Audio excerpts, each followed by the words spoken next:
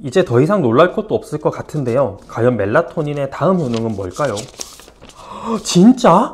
통증입니다. 멜라토닌은 급성 통증과 만성 통증 모두에서 의미 있는 좋은 진통 효과를 보여줬습니다. 멜라토닌이 진통 효과를 보인 질환들을 정리해 보겠습니다. 만성 통증에는 턱관절 장애, 자궁 내막염, IBS, 긴장성 두통, 군발성 두통, 편두통, 만성 요통, 만성 골반 통증, 섬유 근육통, 류마티스 관절염, 급성 통증은 수술 후 통증, 발치 후 통증.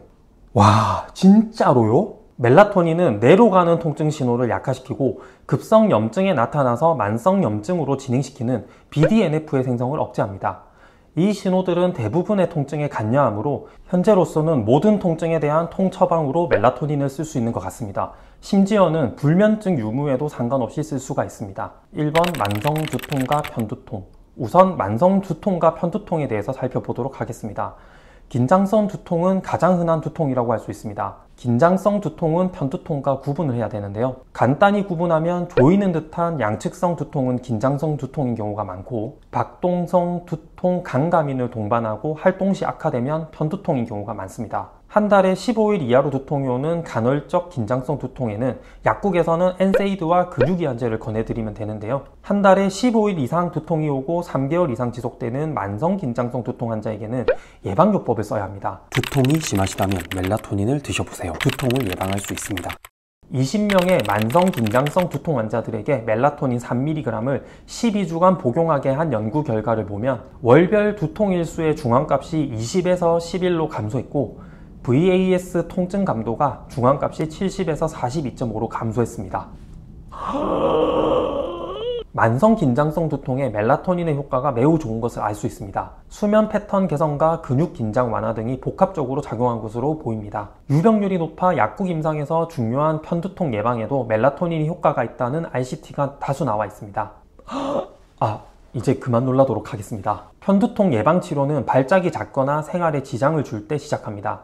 미국 가정의학회와 두통학회의 권고에 따르면 한 달에 편두통일이 4일 이상이거나 일반 두통까지 합쳐서 6일 이상이면 예방치료를 권장합니다. 편두통 환자 중 40%가 예방적 치료가 필요하다고 알려져 있지만 예방치료의 개념조차 모르는 환자들이 많습니다. 멜라토닌은 예방치료에 전통적으로 사용되는 저용량 사망계 항우울제와 유사한 예방효과를 보이면서도 부작용은 훨씬 적었습니다. 브라질에서 시행된 무작위 이중맹검 임상시험에서 성인 편두통 환자를 대상으로 직방형 멜라토닌 3mg과 아미트리틸린 25mg 그리고 위약을 각각 12주간 투여해서 비교한 시험 결과를 살펴보도록 하겠습니다. 멜라토닌군은 월간 편두통 발생 일수를 평균 2.7일을 줄여줬고, 이는 아미트립틸린군의 2.2일 감소보다 나은 수준이었습니다. 위약군은 1.1일 감소에 그쳤습니다. 멜라토닌 복용 효과는 처음 한 달부터 크게 나타났습니다. 게다가 멜라토닌은 아미트립틸린보다 내약성이 뛰어났습니다.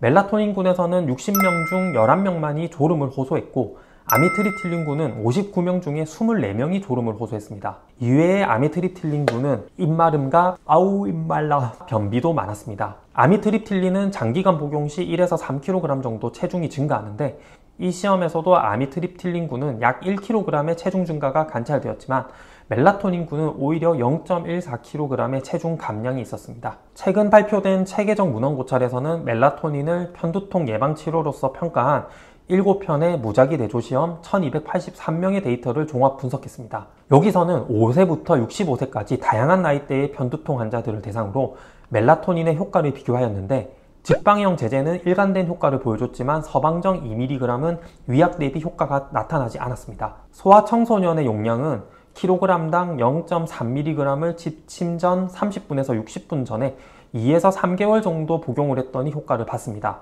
성인은 직방용으로 3mg 이상의 용량을 선택하시면 되겠습니다. 자, 그러니까 편두통으로 고생하시는 분들께 멜라토닌을 추천드립니다.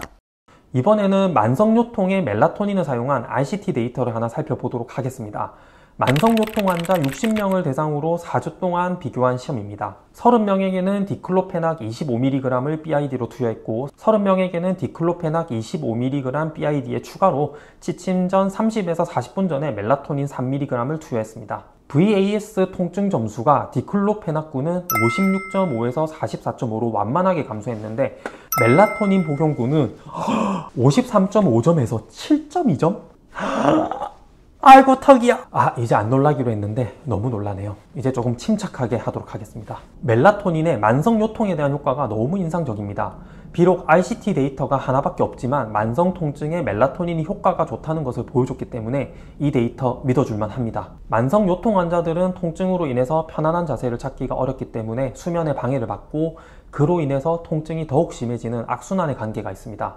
데이터에 따르면 만성 요통 환자들의 약 58.7%가 수면장애를 겪고 있고 VAS가 1점 증가할 때마다 수면장애 가능성이 10% 증가하는 것으로 분석되었습니다. 만성 요통 환자의 불면과 통증을 동시에 잡을 수 있는 방법은 바로 멜라토닌입니다.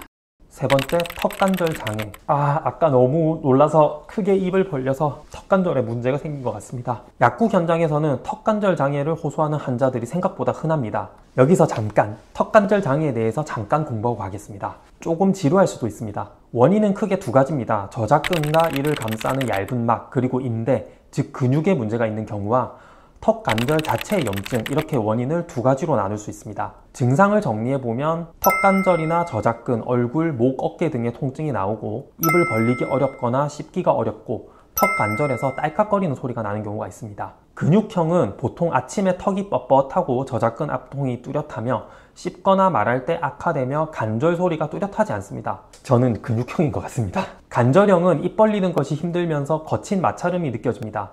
보통 근막형이 관절형보다 더 흔하고 두 가지가 같이 나타나는 복합형도 있습니다. 통증을 호소하는 턱관절 장애에서 가장 흔한 원인은 근막의 염증입니다. 현재 멜라토닌은 근막형 턱관절 장애의 근거를 가지고 있습니다. 근막의 문제로 턱관절 장애를 호소하는 분들을 대상으로 4주 동안 멜라토닌 5mg, 지침 시 복용하게 하면서 위약군과 비교한 시험 결과를 살펴보겠습니다. 위약군에서는 통증 변화가 거의 없었지만 멜라토닌 복용군에서는 통증이 44%? 멜라토닌 복용군에서는 통증이 44% 감소했습니다.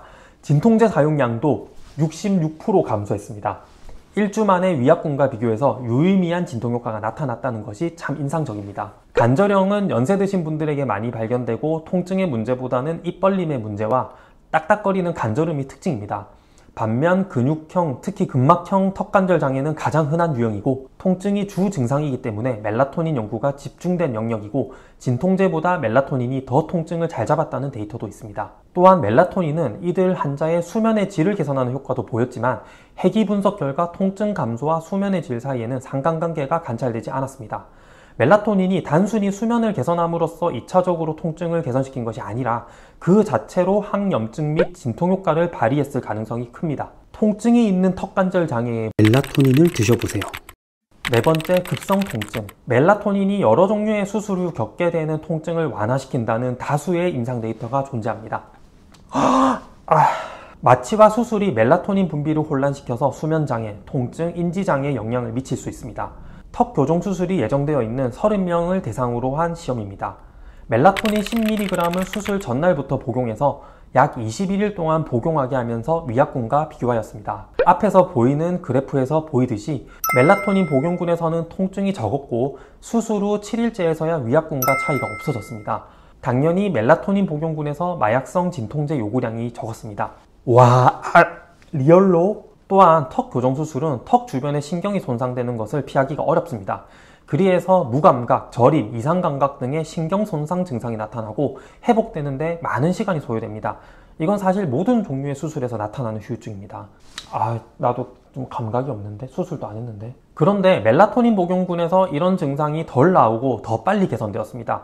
지금 보여드리는 그래프는 주관적인 넘니스, 무감각 점수의 변화입니다. 멜라토닌 복용군에서 무감각 점수가 훨씬 낮은 것을 알 수 있습니다. 멜라토닌이 신경 손상을 줄이고 신경을 빨리 회복시킨다는 점이 매우 인상적입니다. 다섯 번째, 자궁내막염.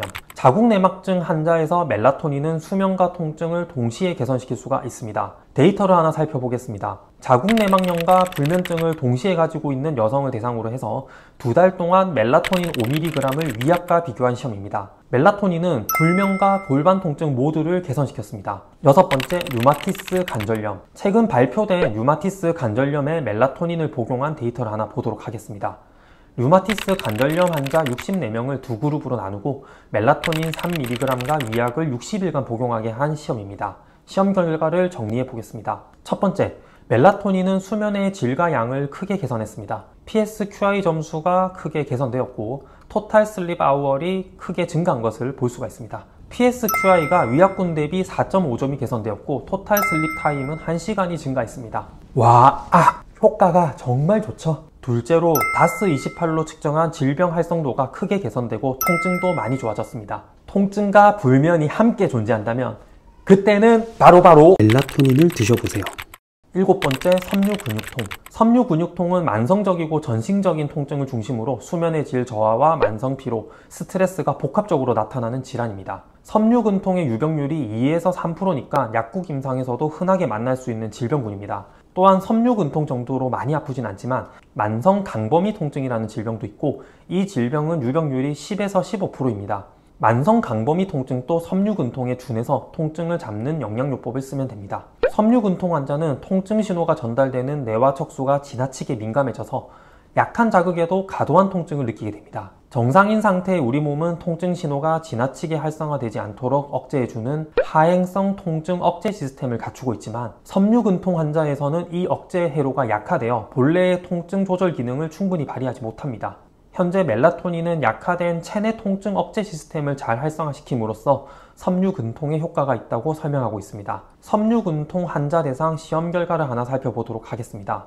통증 감도가 0에서 100점 중 50 이상인 섬유근통 환자 중 기존 치료에 반응하지 않았던 분들 63명을 대상으로 한 시험입니다. 21명씩 3그룹에 배정하고 6주간 진행되었습니다. 결과를 살펴보겠습니다. 가이드라인에서 권고하고 있는 대표적인 약물인 아미트립틸린 25mg보다 멜라토닌 10mg 지침 전 투여가 통증 개선 효과가 더 좋았습니다.